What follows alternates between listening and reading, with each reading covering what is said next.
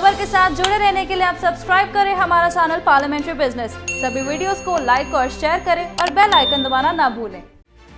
देश भर में इंजीनियरिंग एडमिशन के लिए जेईई मेन 1 सितंबर से शुरू हो गया है। कोरोना महामारी के कारण कड़े विरोध के बीच ये परीक्षा शुरू की जा रही है। बदले माहौल में इस परीक्षा को लेकर भी नियम इस बार बदले गए हैं। परीक्षा के दौरान स्टूडेंट्स को किन बातों का ख्याल रखना है, इस संबंध में नेशनल टेस्टिंग एजेंसी ने सभी दिशा निर्देश जेईई मेन की वेबसाइट पर विस्तार से जारी कर दिए हैं। और इसी परीक्षा को नहीं कराने के लिए विपक्ष प्रदर्शन कर रहा था, पर केंद्र सरकार नहीं मानी। विपक्ष कह रहा था कि इसी का नतीजा है कि छात्रों में रोष और वो मन की बात वीडियो को डिसलाइक कर रहे हैं। आपको याद हो तो सोशल मीडिया पर कंट्रोल की बात कुछ दिन पहले ही उठाई गई थी। अमेरिकी अखबार वॉल स्ट्रीट जर्नल के हेट स्पीच विवाद से भारत में पक्ष विपक्ष में एक दूसरे पर आरोप लगाया। अब नए दावे हुए हैं। अंशी दास ने चुनाव में कांग्रेस की हार पर लिखा, आखिरकार 3 साल के जमीनी काम से भारत को स्टेट सोशलिज्म से मुक्ति मिल गई। वहीं दूसरी तरफ जीत के लिए नरेंद्र मोदी को स्ट्रॉन्ग मैन बताया गया। इसी तरह की अंशी दास की पोस्ट 2012 से 2014 के बीच की बताई गई है, जो भारत में काम करने वाली फेसबुक टीम के ग्रुप को भेजी गई थी। हालांकि इन पोस्ट को कोई भी देख सकता था। उस वक्त इस ग्रुप में सैकड़ों कर्मचारी शामिल थे। कुछ फेसबुक कर्मचारियों ने बताया कि जो चीजें अंशी दास ने बताई वो कंपनी की निष्पक्षता की पॉलिसी की विरोधाभासी थी।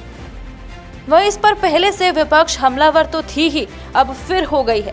कांग्रेस नेता राहुल गांधी ने अमेरिकी अखबार द वॉल स्ट्रीट जर्नल की एक रिपोर्ट शेयर कर फेसबुक पर निशाना साधा। उन्होंने कहा कि अंतर्राष्ट्रीय मीडिया ने भारत के लोकतंत्र और सामाजिक सद्भाव पर फेसबुक और व्हाट्सएप के हमले को पूरी तरह से उजागर किया है। उनकी तुरंत जांच होनी चाहिए और दोषी पाए जाने पर सजा भी दी जानी चाहिए। फेसबुक ने अंशी दास का बचाव किया है और कहा है कि उन्होंने अनुचित पक्षपात नहीं दिखाया। फेसबुक के प्रवक्ता एंडी स्टोन ने कहा, पोस्ट का गलत संदर्भ समझा गया है। कंपनी की तरफ से ये भी कहा गया कि कंपनी मुस्लिम विरोधी कट्टरता के खिलाफ है। अचंभे वाली बात यह है कि जिस कंट्रोल की बात कांग्रेस कर रही है, उसी कंट्रोल की बात बीजेपी यूट्यूब के लिए कांग्रेस पर आरोप लगा रही है। बीजेपी ने वीडियो डिसलाइक के पीछे की वजह बताते हुए कहा कि डिसलाइक्स का एक बड़ा हिस्सा एक ऐसे सेक्शन द्वारा लाया जा रहा है जो स्टूडेंट्स को मिसलीड करके नीट और जेईई के मुद्दे को राजनीतिक मुद्दा बनाना चाह रहा है। बीजेपी आईटी सेल ने कहा, ये डिसलाइक्स वास्तविक दर्शकों की प्रतिक्रियाएं नहीं है। इनमें से तो बहुत सारे फेक हैंडल्स में से है। वो पहली बार तो परीक्षा आयोजित करने के खिलाफ हैशटैग ट्रेंड करने के लिए हुए थे, फिर उन्होंने मन की बात कार्यक्रम पर अपना ध्यान केंद्रित किया। बीजेपी के इन दावों पर कांग्रेस की जॉइंट सेक्रेटरी और एनएसयूआई की इंचार्ज रुचि गुप्ता ने ट्वीट कर कहा, सभी जानते हैं कि बीजेपी संगठित दुष्प्रचार और नफरत का मूल स्रोत है।